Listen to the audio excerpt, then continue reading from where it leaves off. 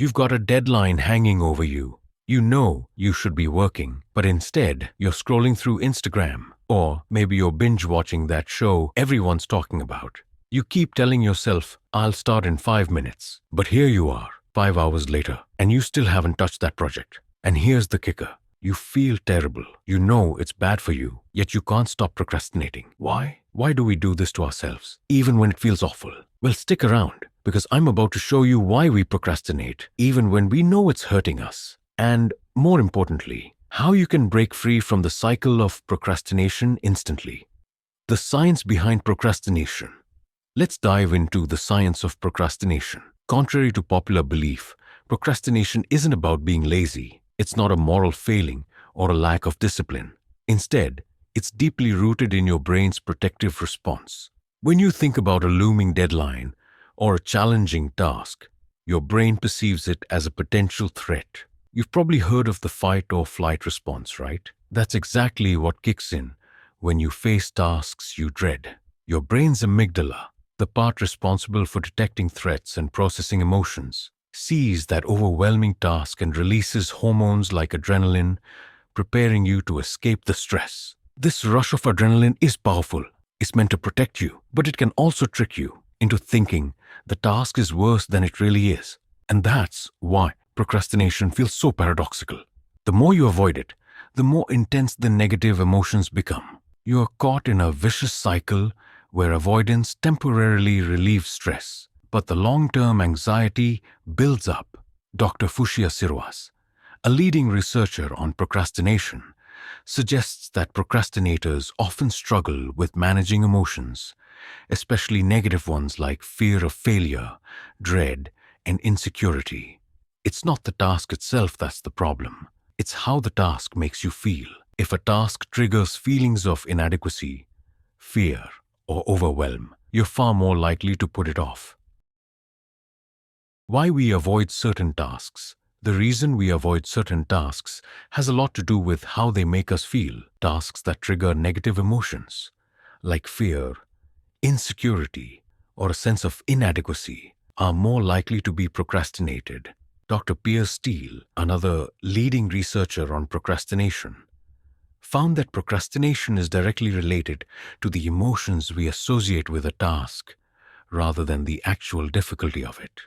For example, when faced with writing a report, you might feel overwhelmed by the pressure to do it perfectly. But studies show that procrastinators often avoid tasks that trigger feelings of fear or incompetence, even if the task itself isn't inherently difficult.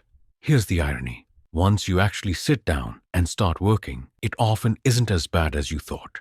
In fact, research by Dr. Tim Hickel shows that procrastinators typically report feeling much less stressed once they begin a task than they did when they were avoiding it. So why are we avoiding it in the first place? The impact of procrastination on mental health. Procrastination doesn't just make you stressed in the moment. It has long-term effects on your mental health. The longer you avoid a task, the more anxiety, shame, and depression can build up.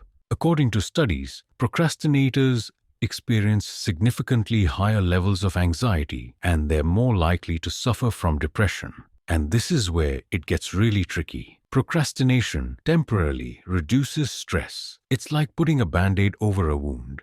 It feels good for a moment, but it doesn't solve the problem. This is because avoiding the task gives your body a momentary relief from the stress, reinforcing the cycle of avoidance. You feel better in the short term, but the task doesn't go away, and the stress only builds up again later.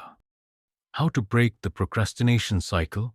Now you're probably wondering, how do I break this cycle? How do I stop procrastinating instantly? The answer isn't about forcing yourself to work harder or being more disciplined. In fact, pushing yourself too hard can make the situation worse. Here's a better approach. Step 1. Break the task into small, manageable parts. When you're faced with a huge task, it feels impossible. The trick is to shrink it down.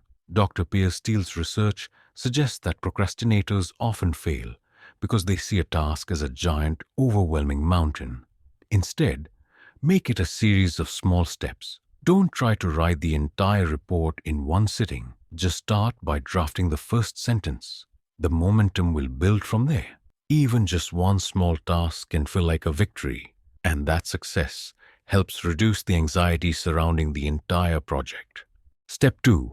Build momentum with the easiest task first.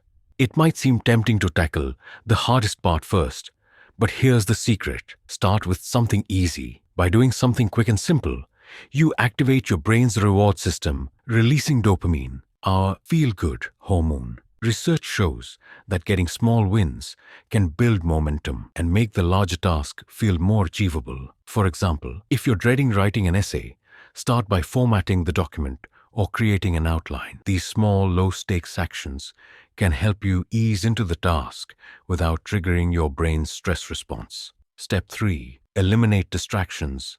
This one's crucial. Procrastination thrives on distraction. According to Dr. Timothy Sickle, creating a distraction-free environment is key. Studies show that when you remove immediate temptations, like your phone, social media, or TV, it's easier to get into a state of flow, where work becomes effortless. Turn off notifications, close unnecessary tabs, and commit to focusing for just 10 to 15 minutes. Trust me, you'll be amazed at how much you can accomplish in such a short amount of time. Once you get started, it's often easier to keep going.